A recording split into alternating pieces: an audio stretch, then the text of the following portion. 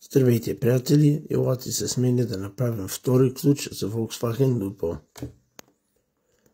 Първо вземем работещия ключ и ще го проверим с какъв чип работи, за да нагласим правилния. Натискаме чип и ID48 на работещия ключ. Нагласили сме си този ключ с място за чип. Ще клонираме транспондера от работещия ключ, ще сложим ID48 в новия ключ, ще го нарежем и сме готови. Първо слагаме работещия ключ в машината, проверяваме чипа ID48. Както казах, новия чип ще има място, новия ключ, извинявам се, ще има място за чип.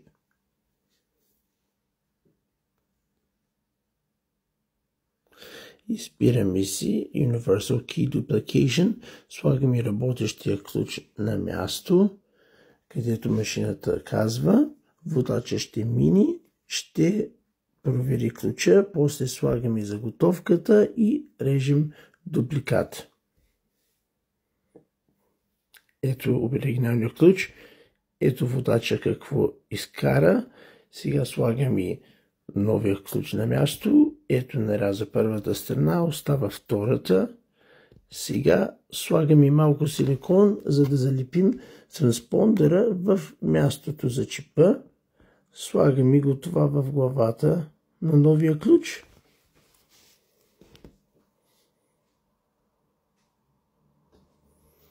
Сега трябва да се клонира транспондера от работещия ключ и да се прехвърли в новия. Сега ще пробваме ключа дали работи. Това е оригиналния. Да покажем, че отключва автомобила и заключва. И сега ще покажа с новия ключ, че и той отключва и заключва. Централното, всичките врати се отключват едновременно. Работи перфектно.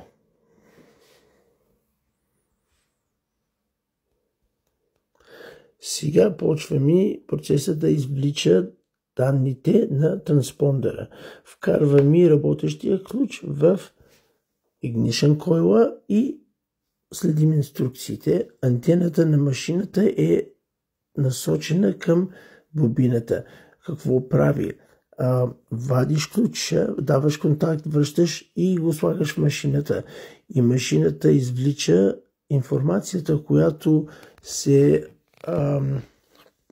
разминава от работещия ключ и транспондера за целта да събере тези данни, да се копират в новия транспондер и да се впишат в него, за да може да имаме новия ключ с транспондер да пали автомобила.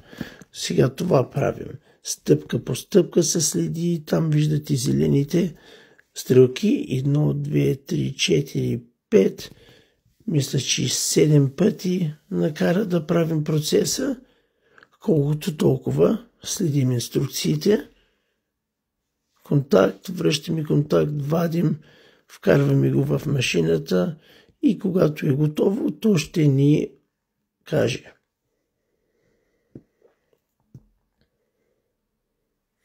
Ето така, готово. Сега ще трябва да се сложи новия ключ, който сме нагласили с новия транспондер на място, за да може да впише информацията, която е извлякал от оригиналния транспондер в новия чип. Това го прави сега. Сега е време да пробваме. Сега вписваме данните от новия транспондер, от оригиналния транспондер в новия. Това като е готово, ще извадим ключа и ще го пробваме да запалим автомобила.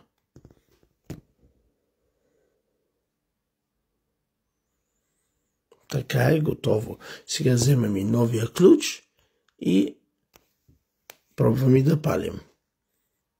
Успешно. Колата запали. Ще го извадим и ще покажем, че оригиналният ключ, даваме контакт, палим, работи перфектно. Сега още един път да покажа новия ключ Той пали. Перфектно. Вадим го.